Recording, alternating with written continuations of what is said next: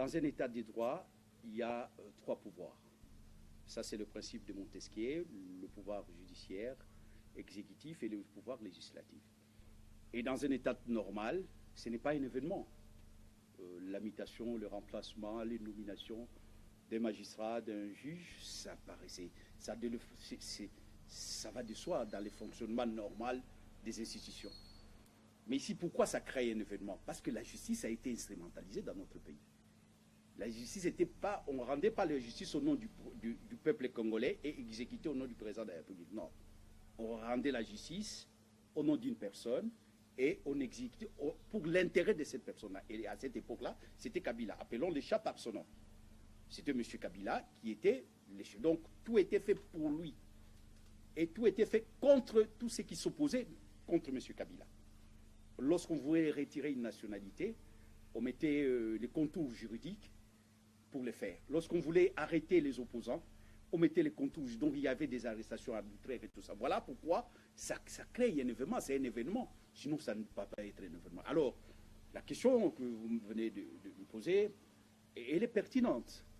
Nous n'avons pas fait les combats pour enlever Saint-Pierre, pour mettre Saint-Paul, ou vice-versa. Ce n'est pas un problème d'hommes, c'est un problème aussi des systèmes. En dehors des hommes, il y a aussi les systèmes.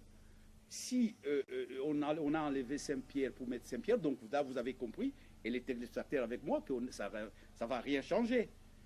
Ça sera une continuité. Mais nous espérons, les combats que nous avons faits, c'est un combat pour que ça change. Au niveau des hommes, au niveau du système, la justice doit être rendue au nom du peuple congolais et exécutée au nom du chef de l'État. Donc pas pour l'intérêt d'une personne ou d'un groupe de personnes. Voilà, donc ce qui vient de se passer, moi je dis, bon, donnons les temps au temps. Donnons les temps au temps. Aujourd'hui, vous venez de nommer le nouveau magistrat et même surtout le PGR. Et ça crée un événement. Nous attendons, on juge le maçon au pied du mur. Donc, qu'est-ce que vous voulez que je fasse? Mais sinon, je profite de l'occasion pour dire à ceux qui ont arrêté arbitrairement, même tué, hein, sinon pas tué, les juges, ils étaient complices des tueries à grande échelle, des crimes imprescriptibles. Ils doivent faire amende honorable. Et je demande au peuple, ces gens-là qui ont abusé de leur pouvoir judiciaire, ils sont là, il faut les traquer. Pas les traquer par la vindicte populaire, mais en justice. Il faut quand même qu'on puisse... L'impunité, c'est qu'il y a fait dans ce pays, il y a des mots qui rongent ce pays. La banalisation et la désacralisation. Donc on banalise. Non. Ces juges-là ont été responsables des crimes abominables, imprescriptibles. On doit laisser ça comme ça. Donc je crois que ces gens-là doivent subir la rigueur de la loi parce qu'ils n'ont pas bien fait leur travail. Je ne vais pas ici citer les noms, mais vous comprenez, tout le monde comprend. Parce qu'on se connaît, nous sommes tous Congolais. Encore une fois, deux mots. La désacralisation et la banalisation. Il n'y a plus de sacré dans ces pays. Mais parce qu'on va nous dire, oh, laissez tomber. Mais on doit laisser tomber. C'est l'argent du contribuable, monsieur. C'est l'argent du contribuable. Pourquoi on s'est battu dans ce pays? Parfois, les gens oublient. Avec notre frère, Félix, actuel président, nous nous sommes battus pour que les choses changent. Mais si on banalise, on dit, bon, on laisse tomber, comme à l'époque, que j'appellerais la diversion. On a arrêté quelqu'un le matin et parfois, même pas à 10 heures, il était déjà libéré. Et c'était le saupoudrage et le comaltrage. Est-ce que nous sommes encore dans les saupoudrages, le comaltrage ou les chantages? Parce qu'on a vu des choses où, après c'était les chantages. Hein. Les autres, ils poussent les militants à crier, ils crient. Après, il n'y a plus rien. C'est ça ma crainte. C'est ça ma crainte. Et cette crainte-là, je la partage avec des milliers de Congolais parce que notre vie ne représente rien. Nous, au moins, peut-être, on a de l'eau. Mais il y a des gens qui, ce matin, ils ne savent même pas quand est-ce qu'ils vont boire de l'eau. De l'eau. Et on apprend qu'il y a l'argent de sommes astronomiques. 20 millions, 200 millions, 150 millions, 15 millions. Et puis, on est en train de dire que les gens doivent contribuer. On doit retirer 15% de leur salaire. Mais messieurs, oui, c'est vrai.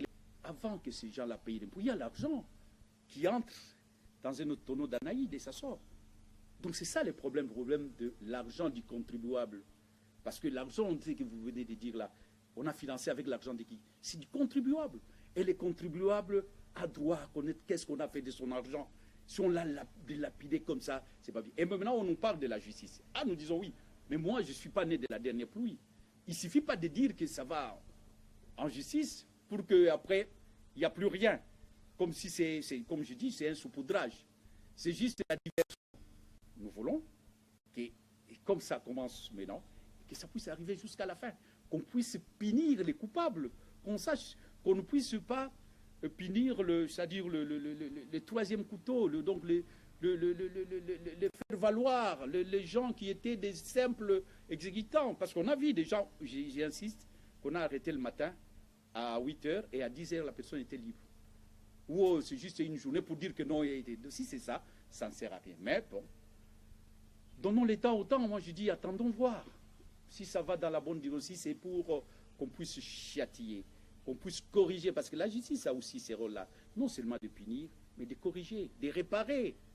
Mais si ça va se faire, je serai la première personne d'applaudir. C'est pourquoi? Parce que vous avez parlé de magistrat. Moi, j'ai porté plainte. Moïse Mounidela a porté plainte contre M. Kabila. Peut-être que vous n'allez pas le faire passer, mais c'est une histoire. Porter plainte contre M. Kabila, contre l'actuel, celui qui vient de passer là. Kabaninoum, je portais plainte. Pourquoi? Il a pris ma femme? Non. Mais parce qu'ils ont commis des actes.